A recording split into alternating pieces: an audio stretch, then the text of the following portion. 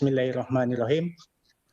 Yang saya hormati Dekan Fakultas Hukum Universitas 19 November Kolaka, Bapak Yahyanto SHMH. Yang saya hormati Bapak Basrawi Sakib SHMH, Bapak Jusafri SHMH juga selaku narasumber pada kesempatan hari ini. Yang saya hormati para peserta diskusi online yang telah bergabung baik melalui aplikasi Zoom maupun melalui Facebook Fakultas Hukum Universitas 19 November Kolaka. Assalamualaikum warahmatullahi wabarakatuh. Selamat pagi menjelang siang, salam sejahtera untuk kita semua. Om Swastiastu, salam kebajikan. Terima kasih kepada moderator telah memberikan kesempatan kepada saya untuk memberikan pandangan terkait dengan salah satu kasus yang dialami oleh salah satu aparat penegak hukum, dalam hal ini adalah penyidik KPK, Bapak Baswedan, di mana tema diskusi kita pada kesempatan hari ini yaitu menyoal persoalan air keras versus tuntutan 1 tahun adilkah. Tadi sudah diberikan gambaran mengenai posisi korban dalam sistem peradilan pidana oleh Bapak Jusafri. Sebenarnya kami berempat ini narasumber ini memiliki background keilmuan yang sama-sama background keilmuannya hukum pidana, tetapi menyoal tema ini mungkin bisa melihat dari berbagai macam perspektif dan berbagai macam sudut pandang. Karena kan temanya mencoba mempertanyakan apakah air keras versus tuntutan 1 tahun adilkah, maka kemudian argumen awal saya akan mulai gini. Saya akan coba melihat konsep keadilan yang dianut dalam sistem peradilan pidana. Tujuannya adalah untuk menilai apakah memang secara konsep keadilan yang dianut dalam sistem peradilan pidana itu sudah memberikan perlindungan hukum kepada semua pihak yang terlibat dalam kerangka sistem peradilan pidana. Jangan sampai khawatirnya konsep keadilan yang kita anut dalam sistem peradilan pidana belum mengakomodir seluruh aspek perlindungan hukum kepada semua pihak yang terlibat dalam kerangka sistem peradilan pidana. Secara garis besar sudah disinggung tadi oleh pemateri pertama di akhir, tapi tidak apa-apa saya sedikit mengulas kembali. Secara garis besar konsep keadilan dalam sistem peradilan pidana itu ada dua, yaitu keadilan retributif atau retributive justice dan keadilan restoratif atau restoratif justice. Konsep keadilan ini memiliki perbedaan yang cukup fundamental, paling esensial dalam menyoal keadilan dalam sistem peradilan pidana, termaksud melihat kedudukan korban dalam sistem peradilan pidana. Saya coba mulai menjelaskan tentang konsep keadilan retributive justice. Hal pertama yang harus kita maknai adalah konsep keadilan retributive justice ini memaknai kejahatan itu hanya sebatas terhadap pelanggaran terhadap tertib publik atau public order. Keadilan retributif hanya memaknai kejahatan itu hanya sebatas pelanggaran hukum pidana yang dibuat oleh negara. Keadilan retributif tidak memaknai kejahatan itu sebagai konflik perorangan yang kemudian menimbulkan kerugian bagi pihak yang lain, dalam hal ini korban, sehingga kemudian karena pemaknaan konteks kejahatan itu hanya dimaknai sebatas pelanggaran hukum terhadap hukum pidana yang dibuat oleh negara, sehingga kemudian tidak heran kita melihat administrasi peradilan itu dimonopoli oleh negara. Negara memonopoli sistem peradilan, mulai dari tahapan penyelidikan, penyidikan, penuntutan, pemeriksaan sidang sampai dengan pelaksanaan putusan pidana, semua dimonopoli oleh negara. Karena pemaknaan kejahatan itu hanya sebatas pelanggaran hukum terhadap hukum yang dibuat oleh negara, bukan sebagai konflik perorangan yang menimbulkan kerugian. Itu yang pertama.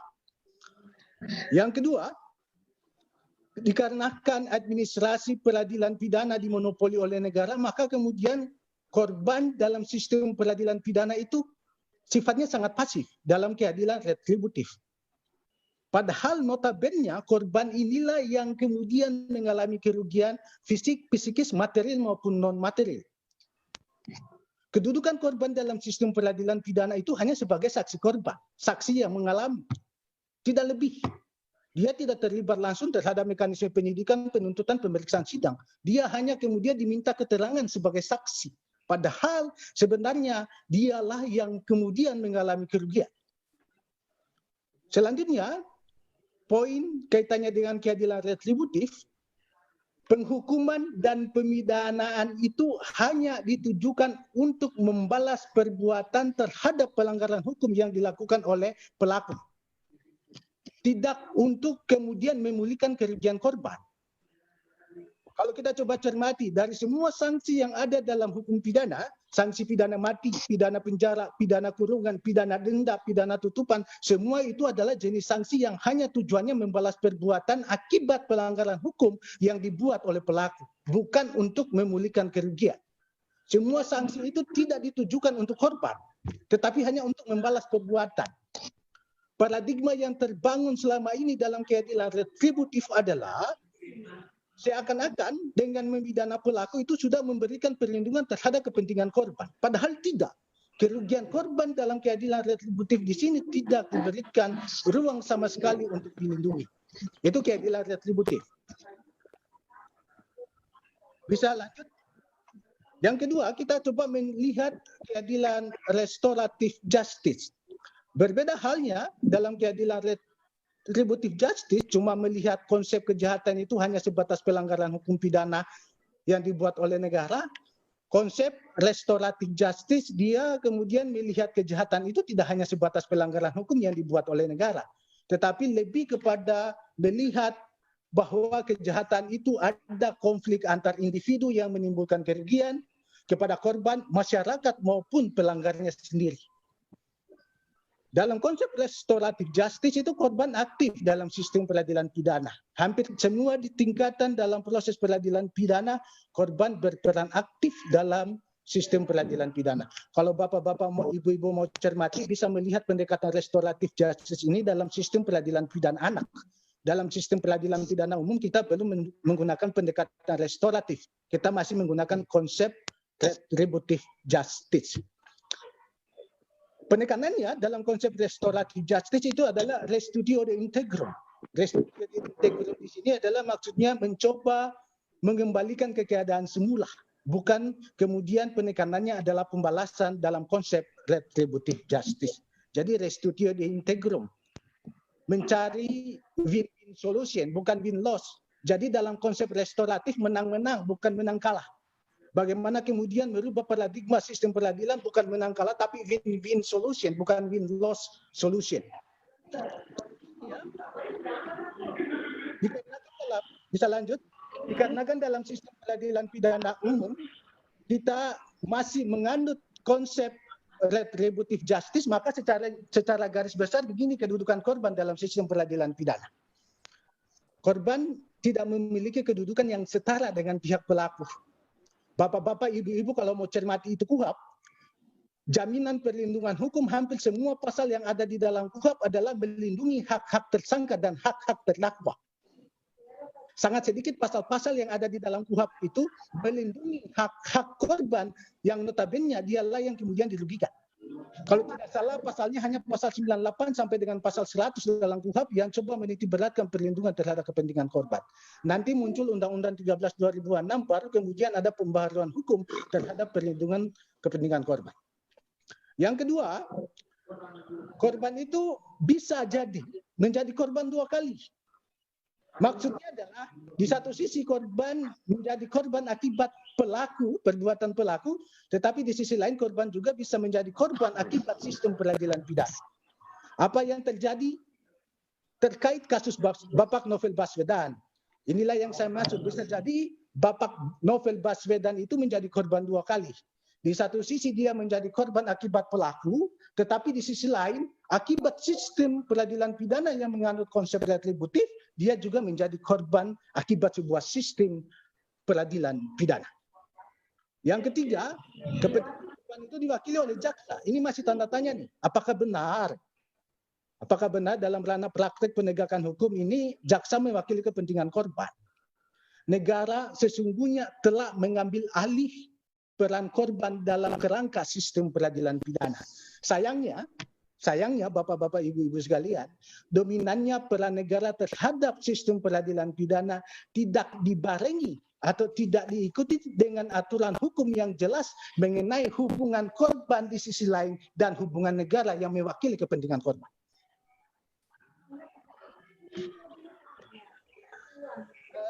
Itu kedudukan korban. Bisa next. Kedudukan korban dalam sistem peradilan pidana, sehingga kemudian ini sudah dibahas juga oleh Pak Jusafri tadi, sehingga kemudian tawarannya bagaimana kemudian dalam rangka pembaharuan hukum kita bisa menggunakan konsep-konsep the procedural right model dengan the service model. Lanjut tadi. Bagaimana kemudian memberikan peran atau memberikan ruang kepada ini the procedural right model ini, bagaimana kemudian memberikan peran kepada korban untuk terlibat di semua tingkatan. Karena dia adalah pihak yang dirugikan. Kemudian konsep perlindungan yang kedua adalah saya coba melihat the service model. The service model ini bagaimana kemudian negara menciptakan standar-standar pembinaan bagi korban yang tujuannya adalah untuk memulihkan kerugian korban. Oke, itu dalam perspektif konsep keadilan dalam sistem peradilan pidana. Sekarang saya coba lihat. Untuk melihat keadilannya, saya coba masuk kepada pasal yang didakwakan oleh jaksa penuntut umum. Ini menarik untuk kita ulas, karena kita bisa melihat apakah kemudian muarah tuntutan 1 tahun itu adil atau tidak. Ini bukan berdasarkan fakta-fakta yang di persidangan, karena kita terbatas akses untuk mendapatkan fakta-fakta di persidangan. Ini saya coba himpun dari beberapa pemberitaan yang ada di media sosial dan dari beberapa diskusi yang sudah diselenggarakan oleh beberapa lembaga.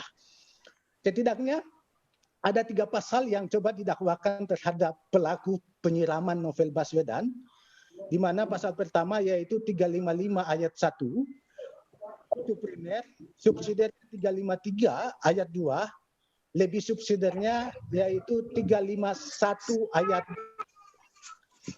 355 ayat 1, 355 ayat 1 itu primer, 355 yang lebih subsidiarnya adalah 351 ayat 2.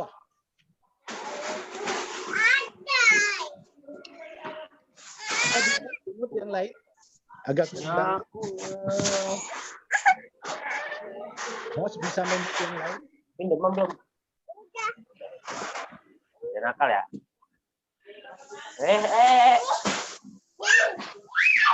Saya coba lanjut. Dari konstruksi dakwaan yang coba disampaikan jaksa penuntut umum dalam persidangan, sebenarnya kalau kita coba cermati jenis dakwaannya adalah dakwaan subsidiaritas. Dakwaan subsidiaritas ini adalah jenis dakwaan yang kemudian terdiri dari beberapa pasal, di mana sebenarnya substansinya mencoba mengurutkan pasal-pasal ini dari ancaman sanksi yang terberat sampai dengan ancaman sanksi yang teringat. Sehingga kemudian konstruksi pasalnya dimulai dari pasal 355 ayat 1, 353 ayat 2, 351 ayat 2. Karena ancaman sanksi yang paling berat adalah 355 ayat 1. Yang kedua, yang saya ingin jelaskan dari dakwaan jaksa penuntut umum adalah dari pasal,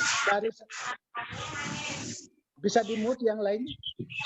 Ya, mohon izin ya buat seluruh peserta diskusi online agar mikrofonnya dalam kondisi unmute terlebih dahulu ya.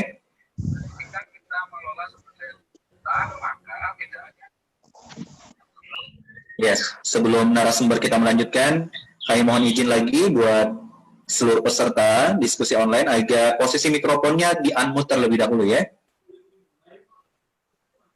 Ya, silakan Pak Laude Awal Sakti. Mohon maaf ya atas ketergangguannya. Oke.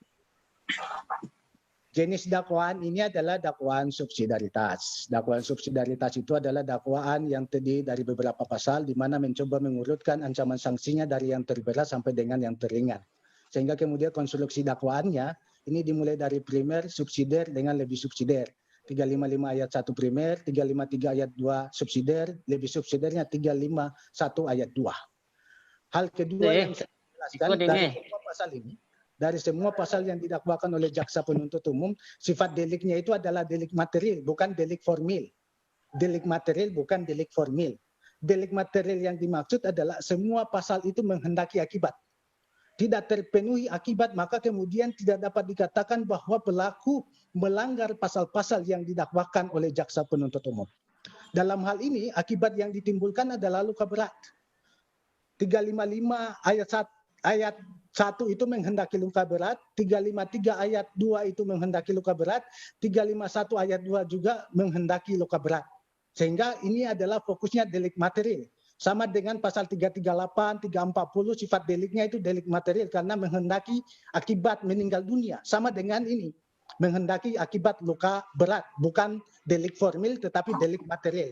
Untuk dapat menyatakan seseorang bersalah, harus dia menimbulkan luka berat. Luka berat itu dapat bapak-bapak, ibu-ibu lihat dalam tayangan slide.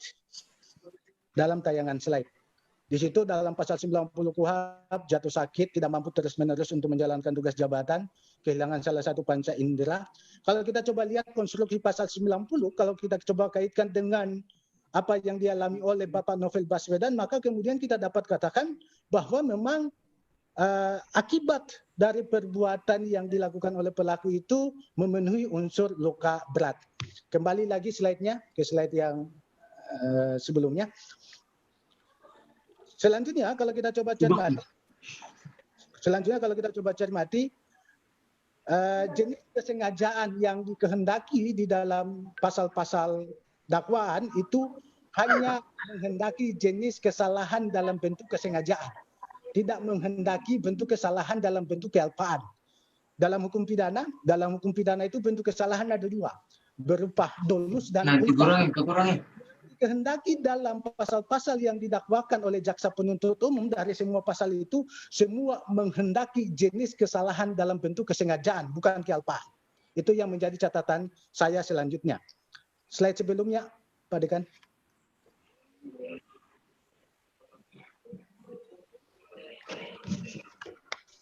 Oke, ini. Jenis kesalahannya adalah bentuk kesengajaan, bukan kealpaan. Semua pasal ya. Semua pasal. Yang selanjutnya saya ingin jelaskan konsep perumusan sanksi. Semua pasal ini menggunakan konsep perumusan sanksi, sehingga kemudian kenapa tuntutannya 1 tahun. Ini berangkat dari konsep perumusan sanksi. Konsep perumusan sanksi dalam hukum pidana kita mengenal 3 konsep. Yang pertama adalah definite, indefinite, dan indeterminate. Definite sentence, indefinite sentence, dan indeterminate sentence. Yang digunakan dalam konsep KUHP, kita menggunakan konsep indefinite sentence, di mana pembentuk undang-undang hanya mencantumkan batasan-batasan maksimalnya. Hampir semua delik di dalam konsep KUHP menggunakan konsep indefinite sentence. Kalau kita coba cermati pidana penjara maksimal, pidana denda maksimal, pembentuk undang-undang itu menggunakan konsep indefinite sentence. Sehingga kita maknai hakim penuntut umum dapat menjatuhkan tuntutan dan menjatuhkan vonis dari batasan minimum umum sampai dengan batasan maksimum khusus. Minimum umum pidana penjara 1 hari, maksimum khususnya tergantung delik yang didakwakan. Jadi tidak heran kalau tuntutannya 1 tahun, hakim juga memang secara konsep mereka diberikan kewenangan, mereka diberikan hak, karena dalam sistem peradilan pidana konsep perumusan sanksinya kita indefinite, minimum 1 hari, bukan 1 bulan ya, 1 hari sampai dengan batasan maksimum khusus yang diatur oleh masing-masing delik. Persoalan konteks keadilan nanti kita lihat nanti. Selanjutnya,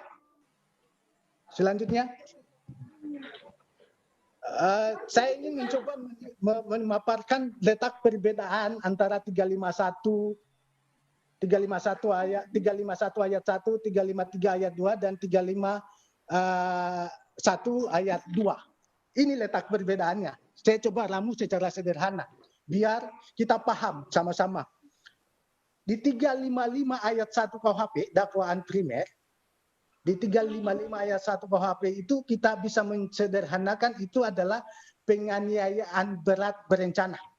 Dari awal perencanaan pelaku itu harus dapat dibuktikan bahwa dia merencanakan penganiayaan berat. Baru dapat dikatakan dia melanggar pasal 355 ayat 1. Yang kedua, 352 ayat 2. Kuliah ulang. Ada Kuliah ulang. yang cukup prinsip antara 355 ayat 1 dan Bagaimana lagi sudah tidak bisa di situ dia lapor-lapor? kalau di dalam pasal 352 ayat 2 itu jenis penganiayaannya adalah penganiayaan sederhana yang berencana mengakibatkan luka berat. Apa baru datang? Di awal sebenarnya pelaku tidak merencanakan penganiayaan berat. Tetapi ternyata pada tataran akibat itu menimbulkan luka berat. Itu kita memaknai pasal 352 ayat 2. Sementara kalau kita coba cermati di pasal 351 Karena ayat 2013 itu kita sudah tidak ada lagi, kita sudah hapus. 2012, 2013. itu adalah penganiayaan sederhana yang mengakibatkan luka berat. Jadi ada perbedaan yang jelas sebenarnya. 351 ayat 2 itu penganiayaan sederhana tanpa rencana. 353 ayat 2 itu adalah penganiayaan sederhana yang dengan rencana mengakibatkan luka berat. Sementara 355 ayat 1 itu adalah dari awal sudah direncanakan penganiayaan berat. Tergantung fakta yang coba dihadirkan di persidangan dengan alat bukti yang dihadirkan oleh masing-masing pihak. Dari beberapa pemberitaan, jaksa penuntut umum mengatakan bahwa dakwaan 355 ayat 1 itu dinyatakan tidak terbukti secara sah dengan meyakinkan menurut hukum dengan berbagai macam alasan. Dikatakan bahwa di situ dia tidak memiliki niat, dia tidak sengaja, dia tidak berniat melukai Bapak Novel Baswedan semata-mata hanya untuk memberikan pelajaran, sehingga kemudian penting untuk kemudian kita memahami konsep niat. Bisa ditayangkan slide-nya?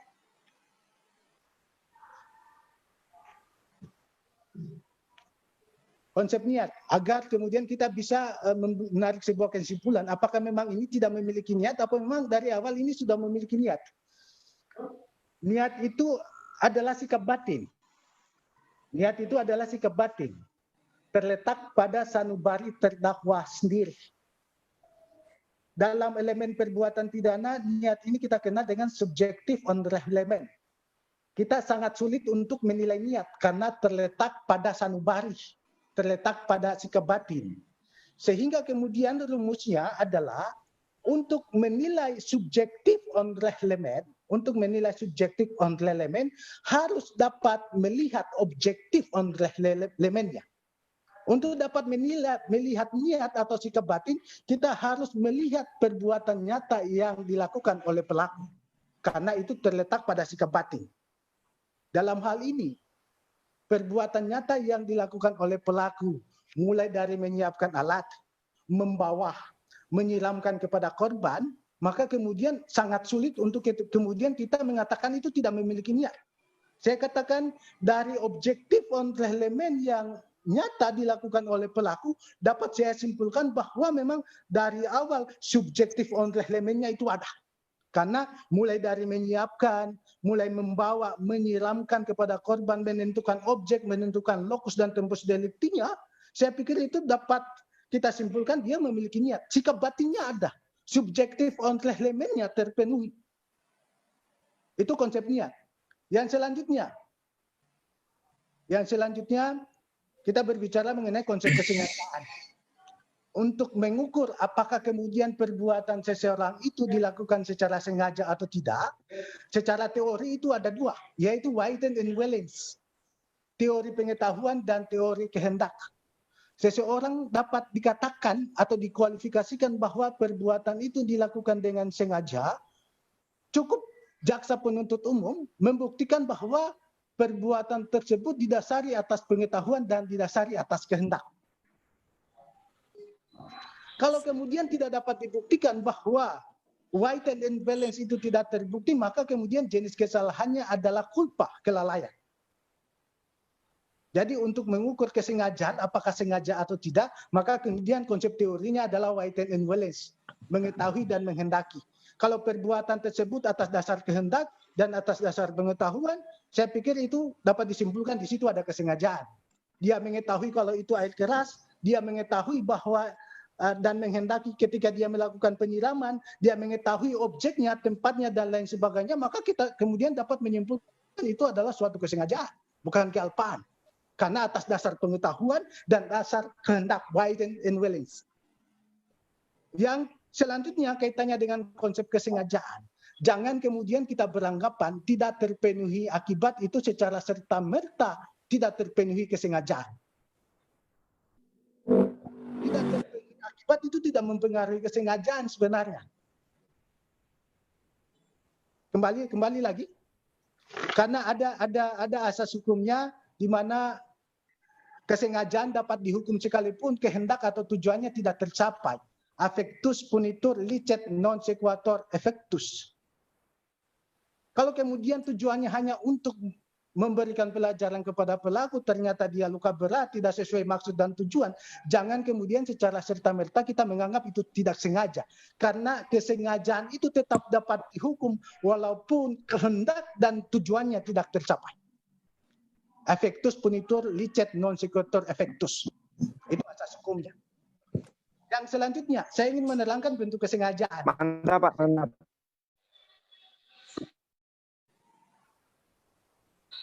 Yang selanjutnya saya ingin menerangkan bentuk kesengajaan. Dalam hukum pidana itu ada 3 bentuk kesengajaan secara garis besar. Kesengajaan sebagai kepastian, kesengajaan sebagai maksud, dan kesengajaan sebagai kemungkinan. Masing-masing memiliki perbedaan. Kesengajaan sebagai maksud harus dapat dibuktikan antara motivasi, tindakan, dan akibat itu benar-benar terwujud. Ini harus berjalan beriringan, tidak boleh tidak. Motivasi, tindakan, dan akibat benar-benar terwujud. Kalau kemudian akibat tidak terwujud, motivasi lain, tindakan lain, maka dia tidak memenuhi kesengajaan sebagai maksud. Biasanya dalam rumusan delik, untuk menandakan bahwa pembentuk undang-undang menghendaki kesengajaan sebagai maksud, nomenklaturnya adalah barang siapa dengan maksud atau setiap orang dengan maksud. Kalau bapak-bapak, ibu-ibu menemukan nomenklatur barang siapa dengan maksud atau setiap orang dengan maksud, maka jenis kesengajaan yang dikehendaki adalah kesengajaan sebagai maksud. Harus dibuktikan antara motivasi, tindakan, dan akibat. Harus berjalan, terpenuhi semua. Tetapi kemudian ada juga kesengajaan sebagai kepastian dan ada juga kesengajaan sebagai kemungkinan. Kesengajaan sebagai kepastian ini menimbulkan 2 akibat. Akibat pertama dikehendaki, akibat kedua tidak dikehendaki. Kesengajaan sebagai kemungkinan, ini adalah suatu kesengajaan yang menimbulkan akibat itu masih kemungkinan. Contohnya gini, saya kemudian ingin membunuh si B. Saya kemudian mengirimkan kue yang berisi racun ke rumah si B, ternyata di rumah si B itu ada CDE. Akibat matinya si B ini saya belum bisa pastikan. Ternyata yang memakan kue itu adalah C dan yang meninggal adalah C. Dan jangan anggap bahwa perbuatan saya itu tidak sengaja. Perbuatan itu tetap sengaja, tetapi akibatnya masih sifatnya kemungkinan. Dan bentuk kesengajaannya adalah kesengajaan sebagai kemungkinan. Tujuan saya menerangkan ini adalah kalau kita benturkan dengan kasus yang terjadi, jangan seakan-akan kita menjustifikasi pasal-pasal di 355, di 353, di 351 itu hanya menghendaki kesengajaan sebagai maksud. Tidak. Di pasal-pasal tersebut memaknai konsep kesengajaan itu secara umum.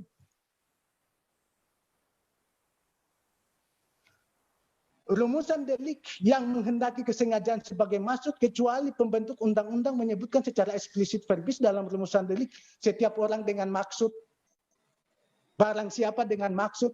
Kalau bapak-bapak, ibu-ibu mau cermati kesengajaan sebagai maksud, itu dalam delik pencurian, dalam delik penipuan, itu barang siapa dengan maksud menghilangkan atau mengambil barang sesuatu sebagian dan seluruhnya. Itu kesengajaan sebagai maksud. Tetapi dalam rumusan pasal 355 ayat 1, 353 dan 351 tidak kemudian secara strict harus kesengajaan sebagai maksud, tidak. Tetapi kita memaknai kesengajaan itu secara luas. Tidak terpenuhinya akibat, tidak serta-merta kita menyimpulkan bahwa itu tidak sengaja. Tapi bisa jadi akibatnya itu sifatnya kemungkinan. Di awal mungkin dia melakukan penganiayaan tidak ingin melukai Bapak Novel Baswedan, tetapi akibat perbuatan yang direncanakan tadi mengakibatkan luka berat. Itu bisa jadi masuk sebagai kesengajaan sebagai kemungkinan. Lanjut.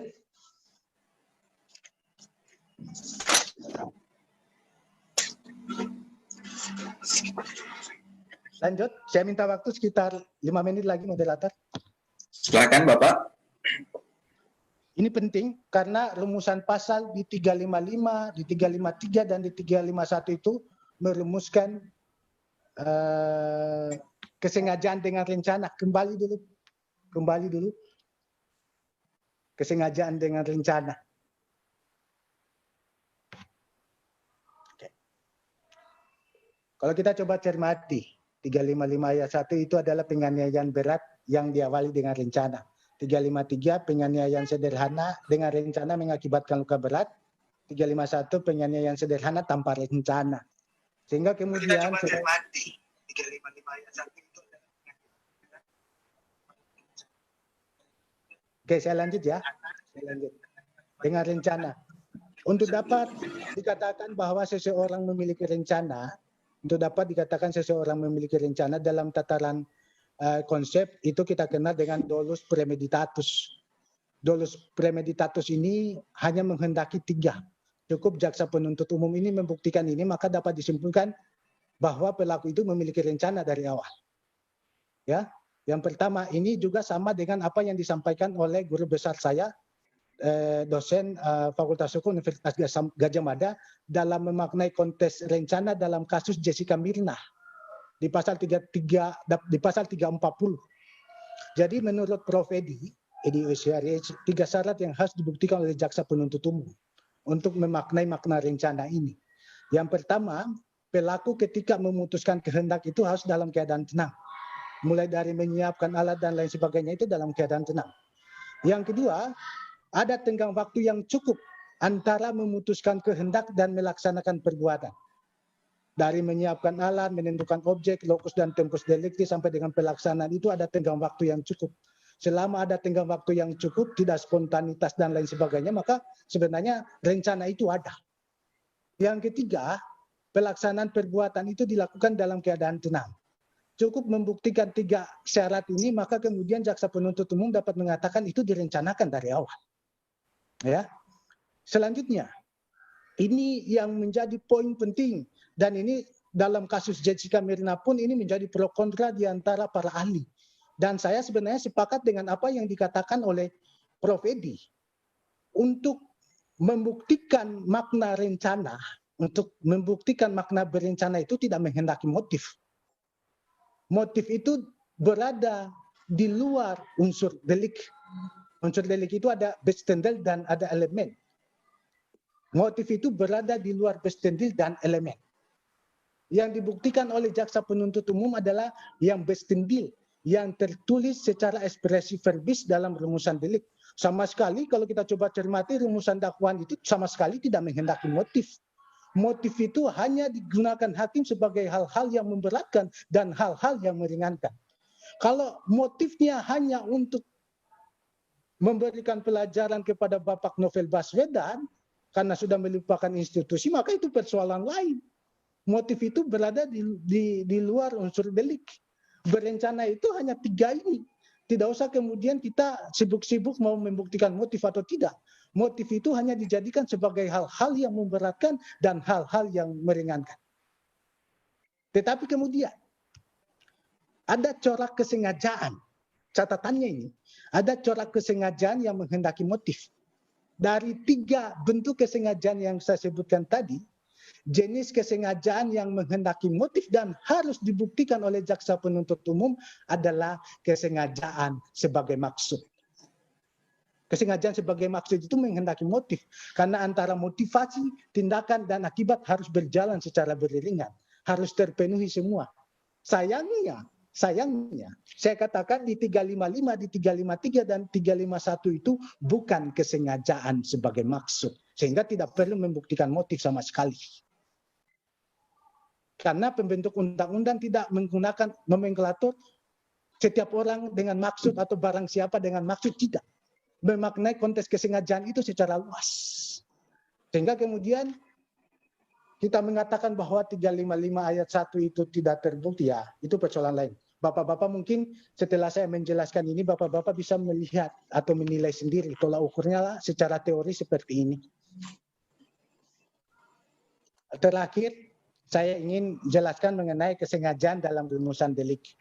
Mungkin bapak-bapak, ibu-ibu pernah melihat konsep perumusan unsur kesengajaan dalam rumusan delik. Barang siapa karena kesengajaan, barang siapa dengan sengaja, barang siapa karena kelalaian, itu adalah perumusan bentuk kesalahan dalam rumusan delik. Tetapi juga ada beberapa rumusan delik yang tidak secara ekspresif verbis merumuskan konsep kesalahan. Di pasal 355, 353, dan 351 itu sama sekali pembentuk undang-undang tidak langsung menyebut barang siapa dengan sengaja, tidak merumuskan secara ekspresif verbis. Sehingga kemudian dalam bukunya Prof. Edi, jika suatu rumusan delik tidak menyebutkan bentuk kesalahan berupa kesengajaan secara eksplisit, maka kemudian dengan terbuktinya unsur-unsur tadi, maka dengan sendirinya kesengajaan itu terbukti secara serta-merta. Dengan membuktikan pasal-pasal, unsur-unsur pasal yang ada di pasal 355, 353, dan 351, maka secara serta-merta kesengajaan itu terbukti dengan sendirinya. Walaupun pembentuk undang-undang tidak menyebut secara ekspresif verbis dalam rumusan delik. Kan ada juga unsur delik barang siapa dengan sengaja, itu secara jelas. Di 355 itu tidak menyebutkan secara ekspresif verbis, hanya menggambarkan berencana dan lain sebagainya. Dengan membuktikan unsur-unsur tadi dalam bukunya Prof. Edi, itu secara serta-merta memenuhi unsur kesengajaan. Oke, paling terakhir saya coba mengutip beberapa pandangan karena konsep keadilan bisa dipercepat saja. Ini cuma argumen-argumen beberapa ahli. Bisa ditayangkan? Di awal dulu. Di awal. Yang satu. Sebelumnya. Sebelumnya. Masih ada sebelumnya.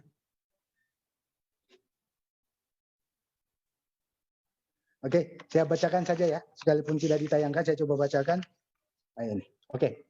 Ini cuma argumen-argumen dari beberapa ahli. Yang pertama, berikan kepada saya, jaksa dan hakim yang baik, maka dengan peraturan yang buruk sekalipun bisa membuat putusan dengan baik. Selanjutnya,